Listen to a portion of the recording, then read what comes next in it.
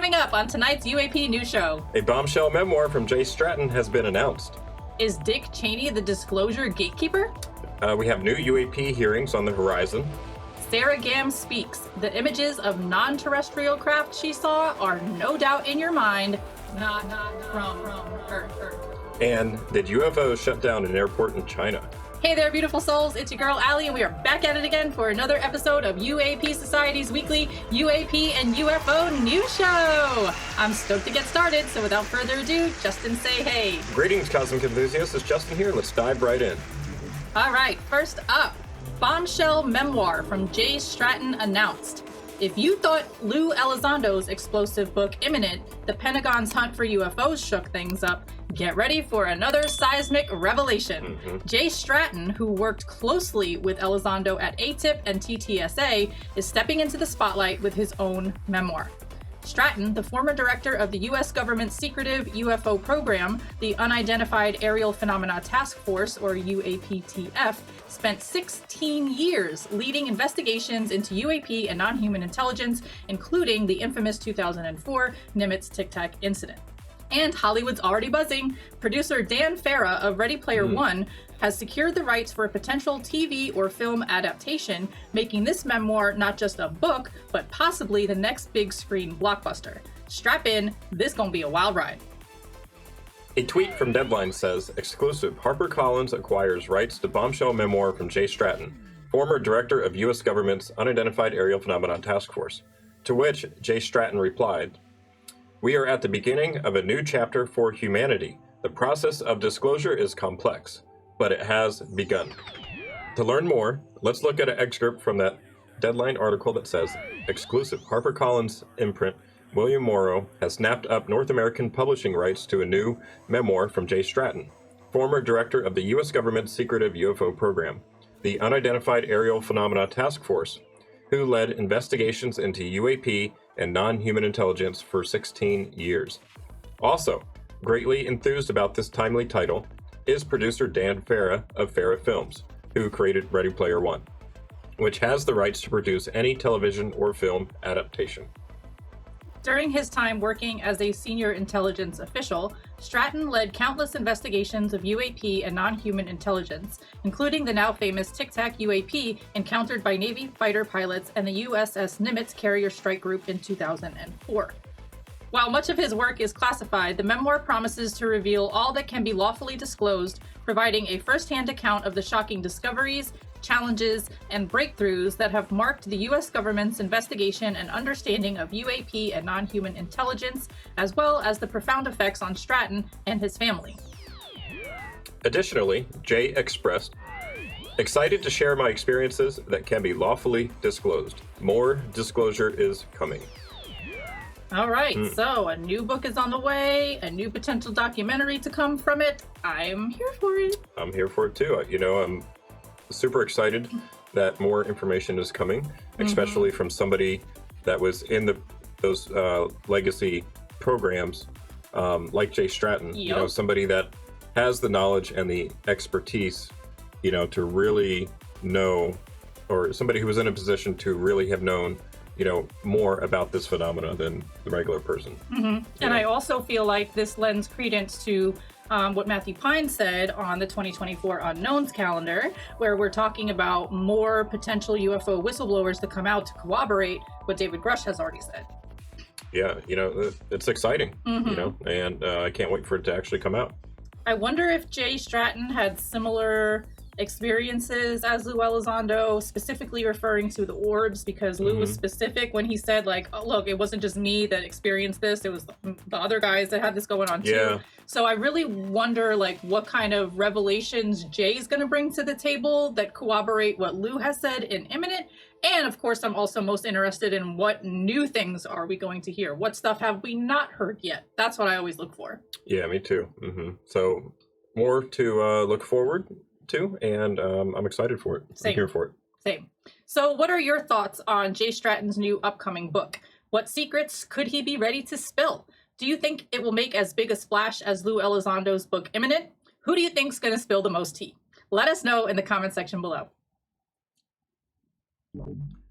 Up next is Dick Cheney, the disclosure gatekeeper. I wonder. Me too.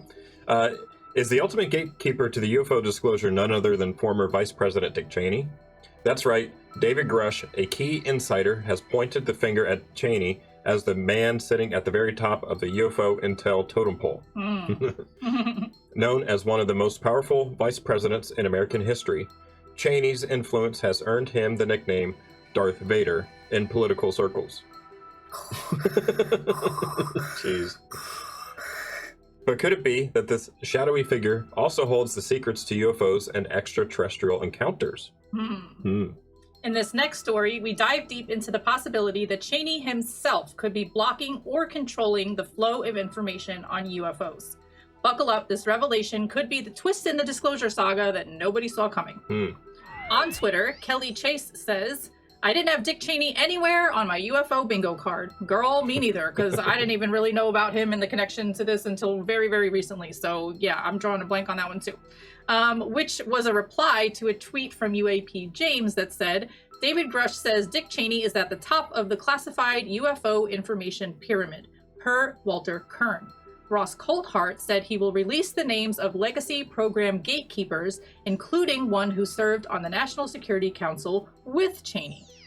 In this next video, we'll hear from Matt Ford and Ross Coulthart in a clip from The Good Trouble Show, and we'll also hear from Walter Kern himself in a clip from Racket News. Legacy program gatekeepers have been advising Kirkpatrick, and we were one of the first people to reveal this months back, that Kirkpatrick had people that were actually managing or had been managing the legacy UFO crash retrieval and back-end engineering program, that he had brought those people on board to advise him. I think we've kind of seen the result of that. And I understand earlier that you posted that you actually know the names of these people. Do you plan on revealing them? Yes, actually, I forgot it was you that had that scoop, Matt. It was you. It was the advisory group to Dr. Sean Kirkpatrick that he was keeping very, very secret. But there were, again, people in Arrow who were quite alarmed to discover that their boss, the head of Arrow, was taking advice from a group of advisors who, frankly, were totally and utterly compromised. And I can't name them just yet. I've got plans about what I want to do. But what I can tell you is that these are people whom I know are directly involved as legacy program gatekeepers. One of them sat on the National Security Council with Dick Cheney in his White House years. It's very, very interesting to see the people who are now being revealed to me as the people involved in, frankly, this cover-up. And yes, they are going to be named. They are going to be revealed. There is going to be an unveiling of who these people are. Ross is bringing the receipts, y'all. Walter, what did you think of Dick Cheney's endorsement? I talked to a high-level UFO whistleblower last year, and I said to him, who among all the people in society is keeping this secret? Who sits atop the pyramid of classified information about UFOs? And I thought he was going to say something strange, like the Grand Mason of the, Scottish Rite Lodge, or Prince Charles, or the Mossad. But he said, Dick Cheney. In addition to that, we have a tweet from WOW that says, Wendell Stevens claimed to have seen Dick Cheney at S4. Let's take a look at that clip from UFO Hypothesis next. And the government is not going to open the files. We have people, prominent people, that know all about what the government is sitting on. Dick Cheney, vice president, was photographed at level 2 of S4 looking at one of 7 crash disks. Photographed at S4 looking at a crashed disc. You can't make this up. Like, wow. I don't know. This is pretty revealing to me. I don't know. I think I hear Dick Cheney, and all I think about is the time that he shot his hunting buddy. Oof. Golly. Yeah. But how powerful do you have to be to make the person that you shot apologize to you for you shooting him? That's right. That's ego and arrogance and narcissism at its finest. Yeah, I don't know. At So its anyway, finest. But now that's I'm taking a dig at Dick Cheney, obviously, but I mean, all seriousness, I mean, that's pretty revealing. That's interesting that he would be the one at the top of the pyramid on it. I don't know. I mean, I'm gonna have to go back to Kelly's tweet and just say that Dick Cheney was not on my UFO bingo card. This was not a name I was familiar with, really. And it was not a name that I understood had a connection to the UFO phenomenon. So for me, this is all news. I don't know everything, you guys. I don't pretend to know everything. Even when I learn something new, I still feel like I don't understand it completely. And my mind is basically like an open book. I'm open to learn everything. Every moment, every new story, every little thing I do is a new learning opportunity. So if Dick Cheney is involved in this and literally sitting at the top of the pyramid, like David Grush said, then yeah, wow. You know, and if David Grush said it, you know, I tend to believe him simply because I think he is one of the most credible and believable figures that have ever come out from the government about UAP. So to me, the fact that he said that he's at the top of the pyramid, you know, makes sense. It makes sense, and I believe him. So. Okay, there you have it. What are your thoughts on Dick Cheney being the ultimate disclosure gatekeeper? What do you think he was doing at S4? Do you agree with Grush that Cheney is blocking and or controlling the flow of information on UFOs? Let us know what you think in the comment section below. Next on the docket, new UAP hearings on the horizon. Get ready for the next big moment in UFO history as new UAP hearings are coming your way. Congress is gearing up for another round of explosive testimony, and this time, Representative Nancy Mace is set to take the lead as chair, confirmed by Rep. Anna Paulina Luna. If last year's jaw-dropping hearings in July of 2023 are anything to go by, we're in for more bombshells. 3 retired military veterans warned that UAP sightings pose a serious national security threat, urging the government to come clean. Whether these phenomena are foreign drones or something far more mysterious, Ryan Graves, David Grush, and David Fravor all agree that the urgency is clear. Our skies are no longer the limit. Ask a Poll UAP tweets out news exclusive. Representative Anna Paulina Luna confirms Representative Nancy Mace set to chair the next House UAP hearing. Luna says more details coming in House floor speech today. Let's take a listen to the audio of that interaction now. And now, here's our latest Ask a Poll exclusive from your U.S. Capitol. How are you? It's really hot. So I'm hearing, well, yesterday Joel Brand told me the Senate's going to have a public UAP hearing in September. Oh, I'm going to attend that if they do. And I'll are you? also tell you we're actually going to talk about that on the floor today. Oh, Should have are more you? details after we leave the floor. Yep. But I'm hearing we're go and that Miss Nancy Senate, Mace. yeah. So Senate is going to do obviously their own thing, but I wish it would be bicameral, but Nancy Mace is for sure going to be chairing up the next one. Cool. Well, thank you. I'll be watching the floor. Have a good one. Shout out Matt Laszlo from Ask a Poll for always being there, boots on the ground, ready to ask the people the important questions as soon as he sees them. Thank you. We get so much information out of Laszlo and Ask a Poll. I just want to thank them. Yeah, he really does contribute to disclosure, you know, by asking our representatives, you know, questions that are important to us. So, yeah, definitely thank you. Yep. And additionally, we know of at least one familiar face that plans on being there. A tweet from Disclosure Party says, U.S. Navy Rear Admiral Tim Gallaudet has shared on LinkedIn that he was invited to testify before a congressional committee in November. It is unclear if this hearing is separate from the one confirmed by Representatives Anna Paulina Luna and Tim Burchett, which is scheduled for the next few weeks. And in the words of Tim Gallaudet, this post that he posted on LinkedIn says, hard to believe my interview on the Sean Ryan show now has 1 million views. I think it represents the surge of interest in UAP since the 2017 story in the New York Times about the United States Department of Defense's UFO program. With my expertise in marine science and technology, I have focused on the observations of these phenomena in the ocean, otherwise known as unidentified submerged objects, or USOs. Yesterday, I was invited to testify on UAP disclosure before the U.S. House of Representatives Committee on Oversight and Accountability in November. Not sure if Congress will pass the UAP Disclosure Act, sponsored by Leader Schumer and Senator Rounds, But I will make a case for it based on the right of the American people to know that we are not alone and the national security implications of that astounding reality. Whoa. Whoa. Whoa. I'm excited for him to be testifying, you know.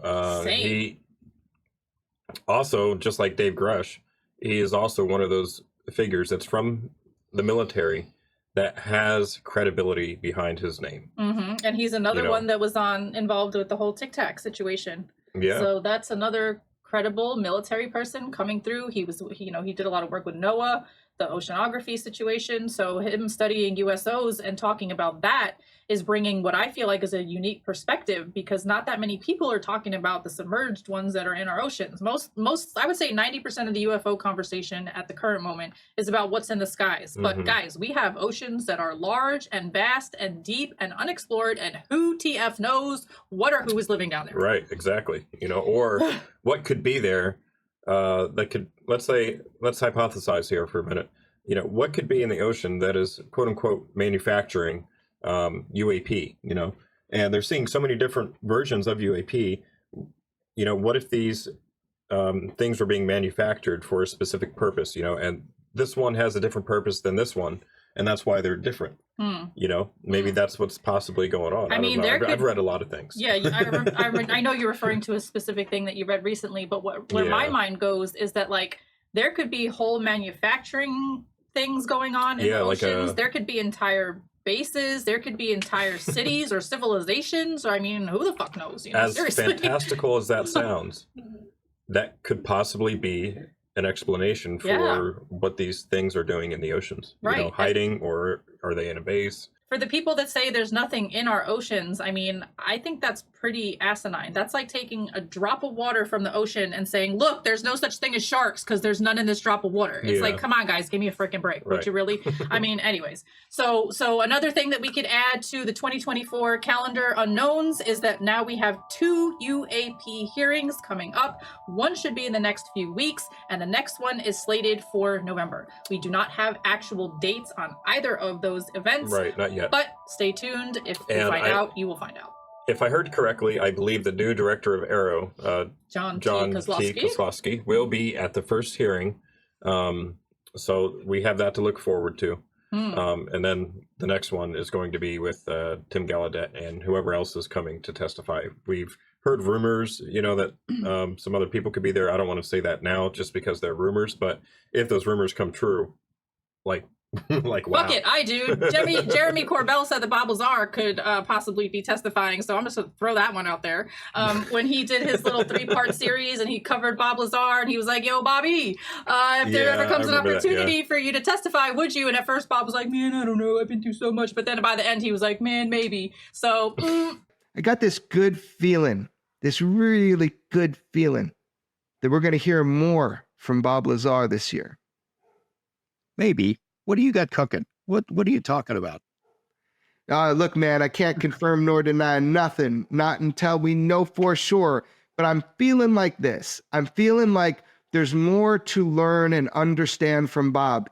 Beyond just like learning who he is, which I feel like my movie did. Like you get a sense of like who he is, but just his words to me at the end of that to-be special, UFO Revolution, that one. People should watch it. It's really good. It's free. I'll put links in the description. But like, I'm proud of that one. But he said some things, and it was just like, I just got this glimmer. I saw this glimmer in his eye as a friend. You know, we see that sometimes. And I'm like, what's this guy gonna do? And I think we might find out soon.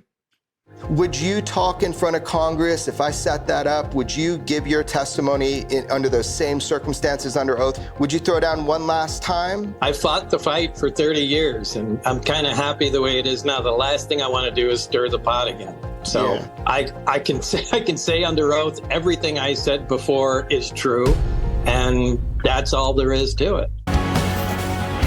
This story is never going away, Bob. You're always going to be the touchstone for people, as you were one of the first people to come forward and just put it all on the line. Unwillingly, I understand, but you did that, so it's never going away. So even though it's small to you, it's big to other people when you just take a moment and talk to us about it like this. So thanks again, man. I appreciate it.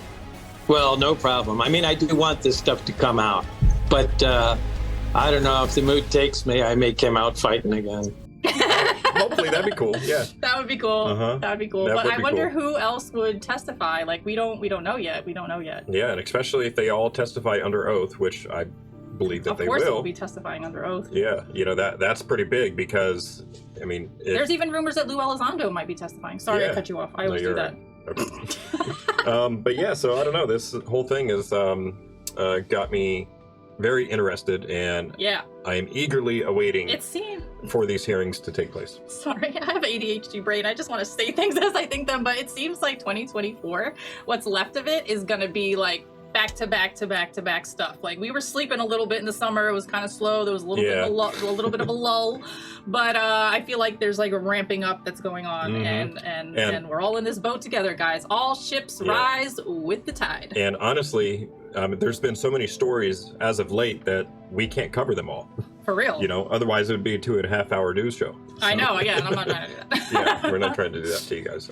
But yeah, there's definitely a lot going on, a lot more to look forward to. So yeah, I'm here for it. Yeah, same. And we have a lot more to cover in this show right now. So let's get to that. If you would like to check out any of the tweets or videos that you've seen tonight, as always, links can be found in the video description box below, along with all of the other sources featured in this show in the order that they appear. So make sure to check that out. Moving on to our next story, Sarah Gamm Speaks. The images of non-terrestrial craft she saw are, in quotes, no doubt in your mind, not from Earth, end quote. In an unprecedented reveal, Sarah Gamm, a seasoned intelligence analyst and former member of the Pentagon's UAP task force, is stepping into the spotlight to share her stunning experiences. Gamm, who has worked with top-tier organizations like the National Geospatial Intelligence Agency and SAIC, has seen firsthand what's been lurking in the skies. As part of the UAP task force, which was spearheaded by Jay Stratton and including key figures like David Grush and Travis Taylor, Gamm's insights into the world of UFOs are nothing short of groundbreaking. This is her first ever public disclosure about the non-terrestrial craft she encountered. Craft that, according to her, are undeniably not from Earth. On X, user UAP James says, UAP task force member goes public. Sarah Gamm, intel analyst and former NGA employee, says she saw images of non-terrestrial craft that maneuvered in inexplicable ways to include disappearing and reappearing. Quote, no doubt in your mind, not from Earth, end quote. And to hear that for ourselves, let's take a look at that clip from the Good Trouble Show with Matt Ford. So like, you would see open source videos and then you would see classified videos of UAP. How were they good quality? Yeah, some of them were very good quality. Some of them weren't. So yeah, so I got to see a lot of blurry, just like you guys are frustrated. Everyone out there is frustrated. We don't have clear data and clear imagery. We're frustrated with that too on our side. So not everything is always a clear picture. I feel like a lot of people assume working on classified data, it's super cool, like what the movies make it out to seem. And we have the same problems that you all do too. It's nothing new to us. We want hard, concrete stuff. We want dual phenomenology. We want to capture something, and we want the same things. Like, we're all on the same team. It's just sometimes we can't talk about what we see, unfortunately. Can you at least say, were there things that you saw that were clearly not from here? Maybe from our neighbors somewhere else? Yes, absolutely. There was a few times when, no doubt in my mind, that's not terrestrial, that's not from Earth, that's not an adversary craft. The way things maneuvered, G-forces experienced, disappear, reappear, pop back up. Sometimes it was, and I know I'm not saying anything new, but it's like it would like play. And, you know, pilots would lose track of something, and it's no doubt in your mind, not from Earth. How much doubt? 0. No doubt in my mind, not from Earth. Love it. Love it. And again, this goes back to the 2024 unknowns thing again, where we're talking about more people coming out and cooperating with David Grush said. Let's add that to the list too. Yeah. I love it. There was a lot of things going on in that video that I'd like to talk about, but I want to hear what your thoughts are first. Yeah, so I'm excited that somebody new has come forward that was a part of the UAP task force. Yes. And, they're saying very similar things that, to what we've heard before. I think at one point in time, she said there was a video of a UAP that looked like a flying brain. Jellyfish vibes. Yeah, right. Exactly. Yeah, I don't know. Sarah Gamm, she is an interesting character. And one that I definitely want to learn more about.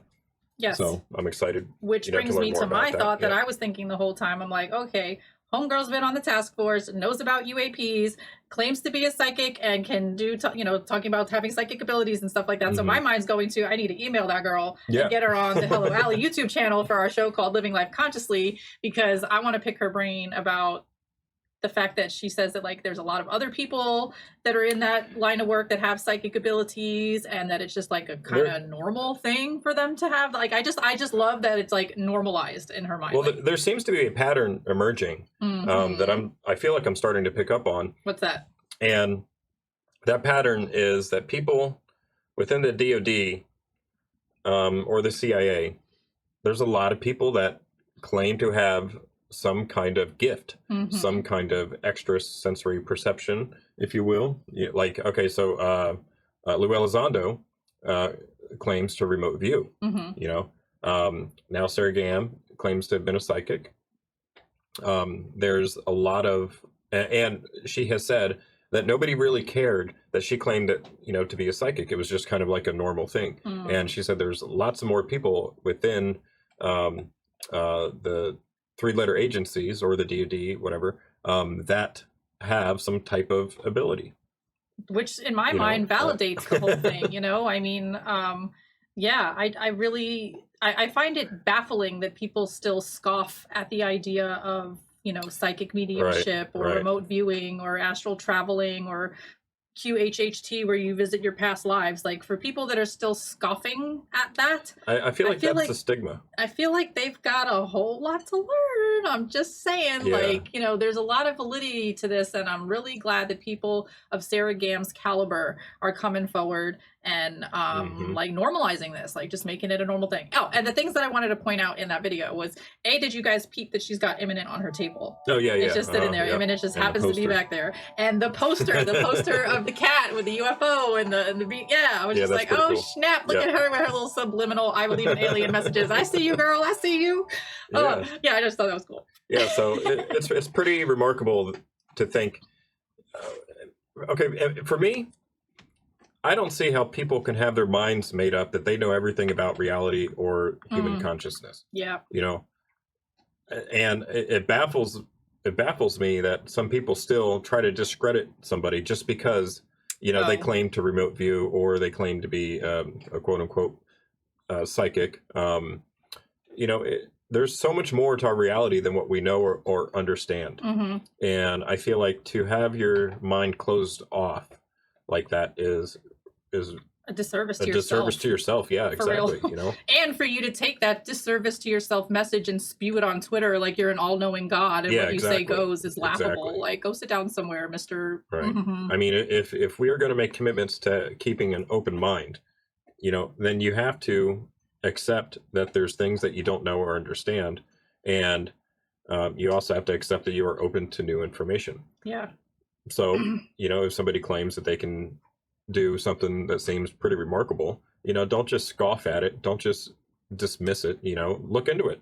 See get where some data you can find some truth, because it may be too big of a pill for you to swallow now, right? But if you take little nuances of the story and relate it to other nuances of other stories, you'll see the connections. And we're not sitting here telling you what to believe or what to do or whatever. Yeah, exactly. All I'm saying is that there's a lot more to our reality than meets the eye. And if you close yourself off to a lot of those things, you're boxing yourself in. Absolutely. And I'm all about running around free. And it seems like within the DoD or the CIA, it seems like they are open to this idea that there's people out there that can that can do these pretty incredible things. Like it's not taboo to them, which is intriguing all in itself. Yeah. Because if it's accepted and normalized and just the common thing in that environment, why is it so stigmatized and tabooed everywhere else?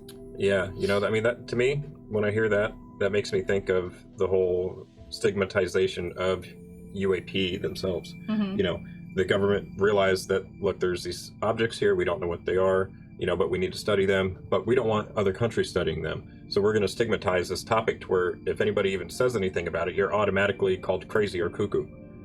Maybe it's the same thing with consciousness and people's ability, to be able to do pretty remarkable things. Maybe it's the same way that they stigmatize that also. Yeah, and my brain is zooming out, and it's really mind-boggling to me. Like, if you think about all of the potential abilities that we as humans have, and the actions that have been taken to stifle or suffocate those abilities, and then to stigmatize the idea of them being a potential reality on top of it, it's such a mindfuck. Sorry for using that phrase so blatantly, but it is. It's such a mindfuck.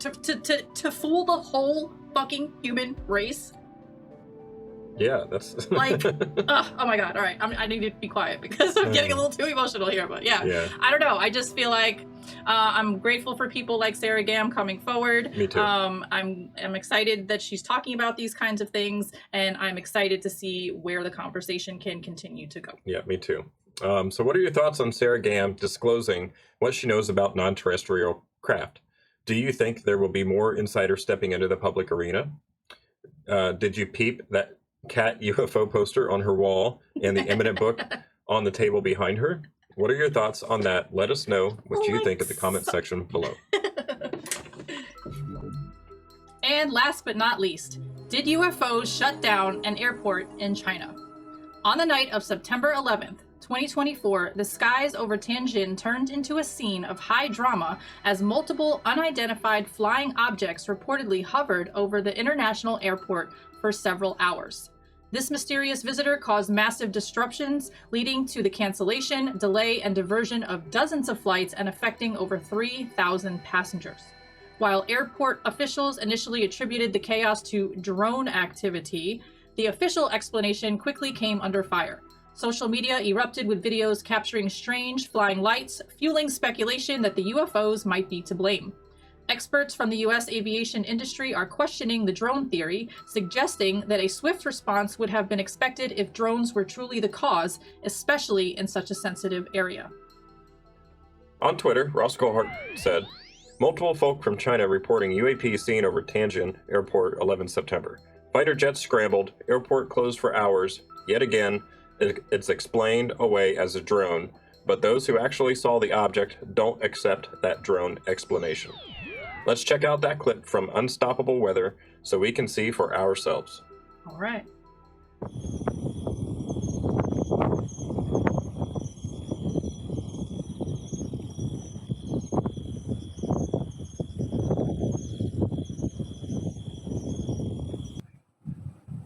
On the night of September 11th, 2024, an unidentified flying object was spotted hovering over Tianjin for several hours, causing widespread disruption at Tianjin Beihai International Airport. Many flights were cancelled, delayed, or diverted to other locations. While officials claimed the incident was due to drone activity, many people speculated it could have been a UFO.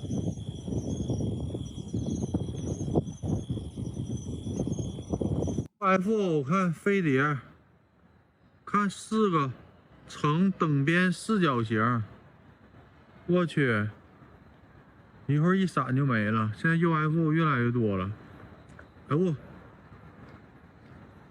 哎呦我，哎呦还不断的变化呢，我去。 According to an official notice from Tianjin Beihai International Airport, the airport experienced significant disruptions due to public safety concerns caused by drone interference. A total of 29 flights were delayed, 8 were canceled, and 32 were diverted to other airports, affecting over 3,000 passengers. 也飞不着了啊。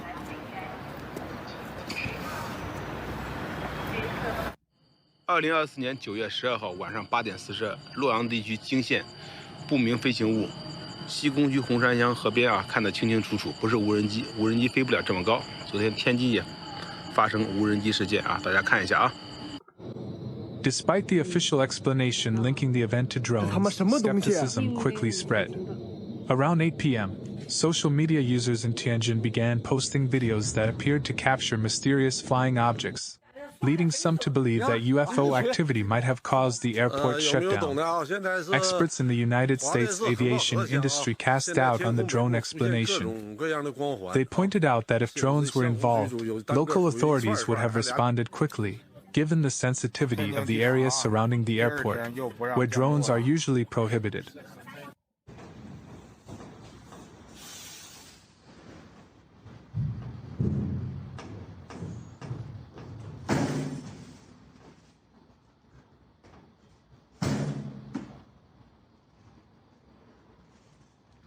Additionally, consumer drones have limited battery life, making it improbable for them to remain in the air long enough to cause hours of disruption. Some local residents suggested that illuminated kites might have been the source of the confusion. However, a key issue remains that every time eyewitnesses who attempted to capture footage of the unidentified objects reported blurry or unclear images, making it difficult to verify what was actually seen. As a result, the true cause of the incident at Tianjin Airport remains a mystery. 然后下一班怎么样？我们的人怎么处理？啥都不定。然后一问就是跟领导在沟通，发微信在沟通。 So that's super interesting, right? You know, that's. I mean, I don't. In my mind, I can't see how those lights could have been commercial drones, because just like he pointed out in the video, if they were commercial drones, I'm pretty certain that China has the ability to get drones out of the sky. You know, I mean, just like us, we have defense systems or weapon systems that can easily go up and take drones out of the sky like that. You know, and I imagine they have the same capability. So for them to allow commercial drones just hovering over an airport for hours on end, shutting flights down, I don't see that as a legitimate possibility. I feel like they took the drone response and just used it as like a band-aid, just like oh, it was a drone, that's it. And then like hopes that nobody else pays attention or does any prying into this. My brain is coming at this from a little bit of a different perspective. Okay. I'm considering like the intentions of those aboard the craft. Like I'm thinking like I'm picturing myself as the NHI operating. Let's say they're UAPs. Let's say they're UAPs. Okay. So I'm trying to picture the occupant, the NHI that's operating those craft, and I'm sitting there wondering, like, what's their thought process? What are their intentions? Are they sitting there going, like, okay, look, here's an international airport, guys. If we want to cause an earth ruckus, this is where we should park for a bit and hang out. You know, let's just have a freaking tailgate party up in the sky for a second. Like, I'm thinking, like, you know, they were there for hours. Like, I don't know. I just wonder if they do stuff like that on purpose. Like what are the beings aboard these crafts thinking? Do they know they're above an airport? Do they care if they do? Are they doing it on purpose to cause a scene? Do they want to be seen? If they don't want to be seen, why are they doing that? You know, I just my brain just like goes into all of these. Like I don't really question, like, is it a UAP? Because if we don't know what it is, it's a UAP, right? Okay. I don't think it's a drone for obvious reasons. The whole fall, it would have fell out of the sky with dead batteries after a little while, but these things were there for hours. It was seen by multiple people, multiple different locations from the airport. And yeah, I don't go to, are they real? I go to, who's up there and what are they thinking? Yeah, right. That's where my brain goes. You know, it just goes to show that this is not a phenomena that is exclusive to the United States. Oh, definitely. It's a worldwide phenomena. Absolutely. That is happening. That's been happening to all of human existence. I mean, it goes way back. This is not new. Right, exactly. But this incident reminds me of... Wasn't there an Indian airport that was shut down last year? I remember talking about that around the hearings last year. I have to look that one up again. All right, I'm sorry. I interrupted your thought process again. I do that all the time. This incident reminds me of an incident that took place here on an American Air Force base recently. Oh, Langley? Yeah, Langley. Langley got shut down. Yep. These objects were hovering over the base so frequently that they had to stop training missions. They had to move everybody from that base to another off-site base just so they could do their training. That didn't have all of that activity. Yeah. Yeah. And I mean, just like China, we have abilities to shut down commercial drones, and if this was just a commercial drone, why did they let them over the base for so long? That seems like a pretty big security risk to me. And didn't they say something about scrambling out jets? If they did, what did those pilots see? Did they see anything? So it's been said that they did in fact try to take down those quote unquote drones, but were unable to. Our systems were ineffective at taking these drones down. So to me, that screams that it's not a fucking drone. Okay. Yeah, right? I don't know. Oh man, so is this a case of extraterrestrial interference or just a high-tech mishap? Do you believe that these were just drones as reported, or do you think that there's more to the story? Make sure to join the UAP Society Discord server and share your thoughts with the community. An invite link can be found in the video description box below, so make sure to tag us and say what's up when you get there.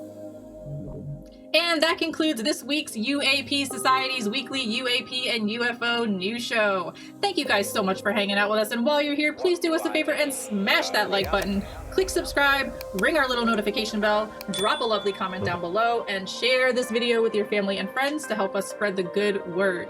Let's raise the collective consciousness together in unity. All right, much love. Much love, peace, and namaste.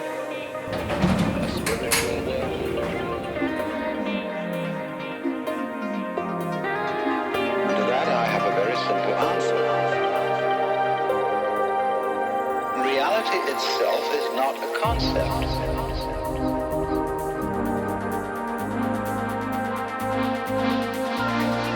Reality is, and we won't give it a name.